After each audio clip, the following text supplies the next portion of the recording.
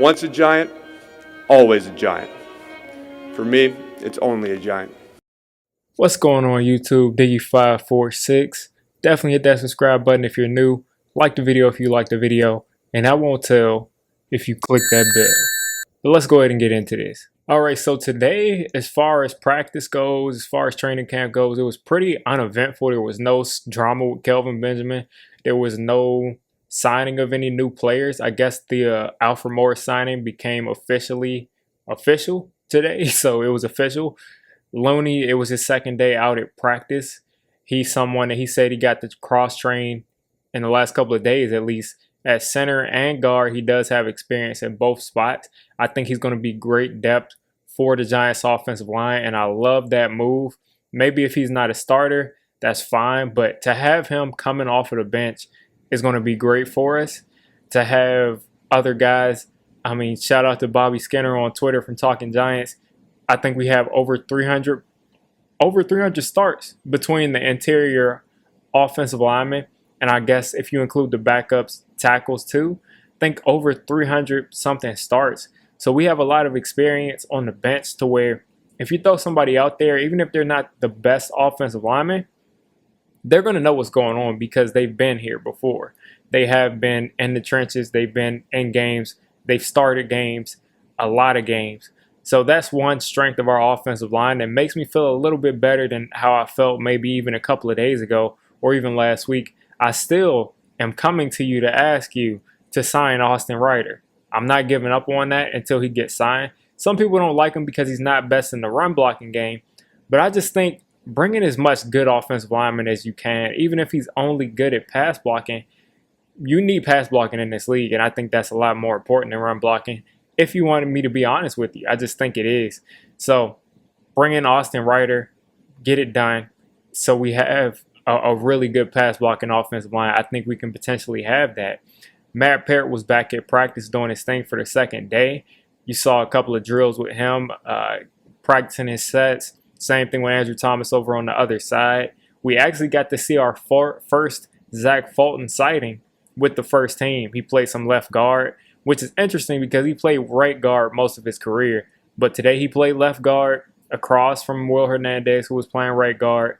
And it seems like they want Hernandez to get as many reps at that right guard spot as possible, which makes perfect sense. I mean, that's what you need at that spot. He cannot just, switch back and forth like everyone else because he hasn't played that position since high school. So I'm glad that they're keeping Will Hernandez over there. I'm glad that Zach Fulton is finally getting some reps with the first team. He is a big body. He's bigger than Shane Lemieux. And, that's going to help probably in the power game if he were to start. I really doubt that he's going to end up starting, though. There's a lot of talent around here. And the same thing with Looney. He's a big guy, too. And he would definitely be a huge size upgrade over Nick Gates as far as if he were to be our starting center, which, again, I don't think would happen. But he's going to be a great backup center for us, a great backup guard for us. And then you don't even get to the point that we have Jonathan Harrison coming off of the PUP list. I think today was his first practice. So you got a ton of guys who can snap the ball, which is something that I probably couldn't say that we had last year of people that we're confident in that can play center. I think one thing about the Giants team right now is that we have a center. No matter what you say, a bunch of these guys can snap the ball and play center. So I'm excited about that. Other things that I have down in here in my notes, we finally kind of opened up things. We saw some deep routes today. We saw one uncontested just deep route where DJ and Kenny Golladay were working on their timing. And that was a nice play to see him, airing it out to Kenny Golladay down the field. And we finally opened some things up in general in training camp. I think they were probably at least 45, 50 yards out from the end zone. So, of course, this past week we've been seeing red zone after red zone after red zone. Today, as I said, they opened it up and there were more deep routes. What we saw today was more of the cornerbacks doing what they do. Adoree Jackson had a nice breakup on Kenny Golladay, but the ball was a little bit behind him. And I have noticed in some of these plays that some of these passes from DJ have been a little bit inaccurate. I don't know what's going on with that because historically in his time as a Giant, he's been a very accurate passer. That's been the one thing that I haven't questioned. He's had a couple of games where he's missed like wide open guys, and it looks like he might have had the jitters. But for the most part in his career, Daniel Jones has been extremely accurate. So I'm not too concerned about that because, again, he's been extremely accurate in his career. But if this continues on till obviously the preseason and early on in the season, then I would start to be thinking, I mean, what's going on with his accuracy? Because you rarely see quarterbacks just all of a sudden not able to hit people. But the ball placement has been a little bit questionable for Daniel Jones. And some of the clips that I've seen, again, I'm not on the field. I haven't seen every play, but some of the placement has been a little bit off. Now, that might mean, guess what? He's throwing to new targets. He's throwing to John Ross. He's throwing to Kenny Golladay. They all run routes at different speeds. He's still getting used to it. They're still staying after practice, pretty much every practice, to make sure that they get that stuff down. So I'm not too worried about it because I know that he'll continue to work on this. And it's probably more of a timing thing than anything. Also, Evan Engram, shout out to Evan Engram for putting in the work this offseason on his hands, on his head, more importantly, with that sports psychologist. He's been catching everything they've been throwing at him. I've seen some of the plays. He's made a couple of nice plays. He still has that thing where he jumps up off of the ground every time he catches a pass. I kind of wish he didn't do that, but he's been catching everything. And if he can do that, the sky's the limit with him. I mean, he's so athletic. He's so fast and agile. The sky is really the limit. So if Evan Engram can continue to catch the ball like he is, look for a real nice bounce back kind of season for him. He hasn't been dropping stuff, throwing stuff in the air. But again, it's training camp, so we'll see how it goes at the start of the season. But Golladay, again, from what I've seen, he's looked good. He's looked good. He's been a physical wide receiver. He's gone up and grabbed a couple of passes.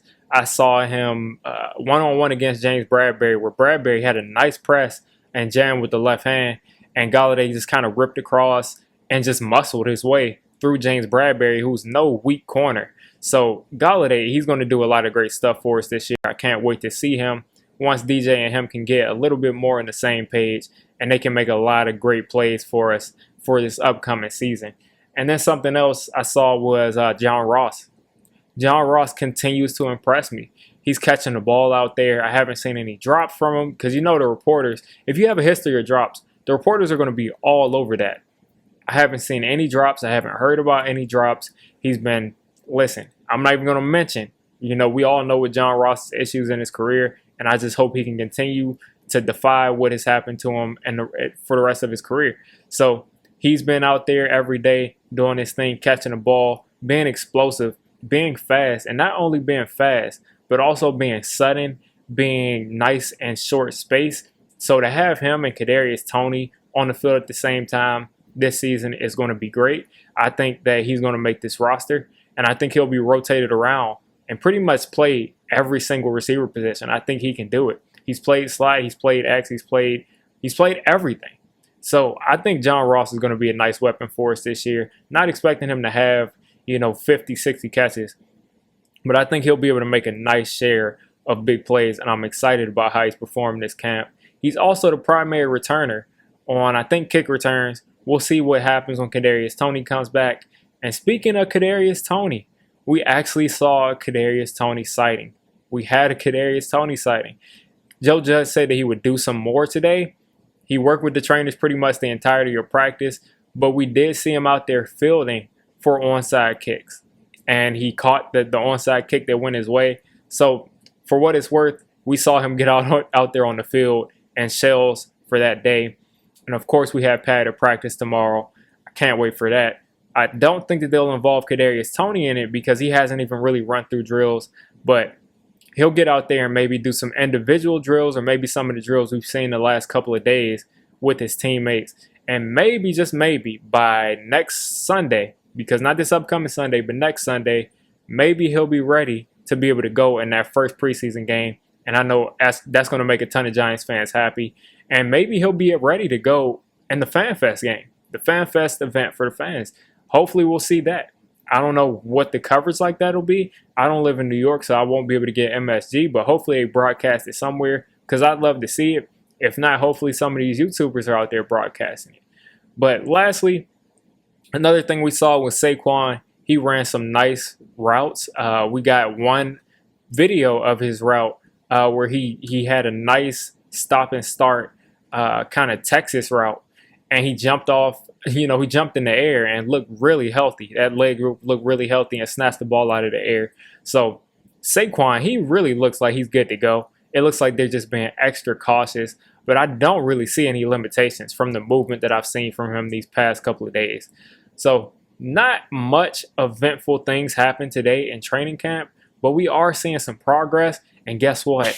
We're going to see some pads tomorrow. So I just hope you guys have a great rest of your day and continue to follow this great training camp that we're going to continue to see. And hopefully DJ and KG can get out of this slump they're in, and we can get into seeing some really exciting football this preseason and then going on into the actual season. If you made it this deep into the video, come on, just hit the subscribe button. I make Giants content primarily, draft content secondarily, and during the season, I'm going to be doing a lot of reacting to pretty much most of the NFL games and everything NFL. So if you made it this deep, go ahead and join the D6 squad.